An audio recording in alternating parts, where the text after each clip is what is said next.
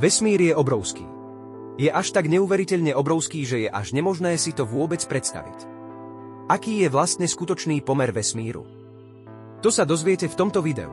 Dajte si napríklad Slnko. Pre niektorých táto hviezda môže byť celkom blízko, aj keď vieme, že blízko nie je.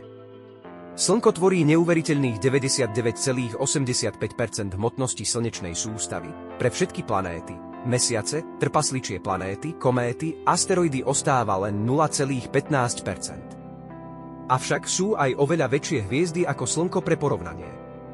Trebárs Stephenson 2.18, tento supermasívny červený obor je až 2000 krát väčší ako naše Slnko.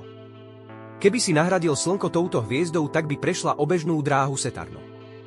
Ale aj tak táto hviezda je vzdialená 20 000 svetelných rokov, jeden svetelný rok rovno vzdialenosť, ktorou svetlo prejde za jeden pozemský rok.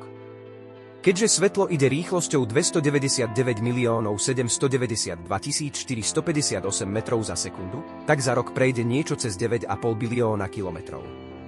To znamená, že Stephenson 2.18 je vzdialená od nás 190 triliónov kilometrov.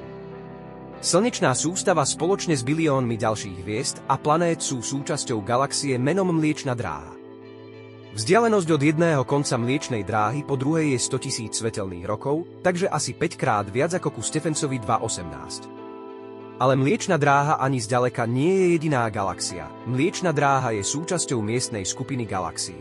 Jej priemer je 10 miliónov svetelných rokov, ktorá zahŕňa viac ako 54 galaxií a hostí neuveriteľných 80 biliónov hviezd.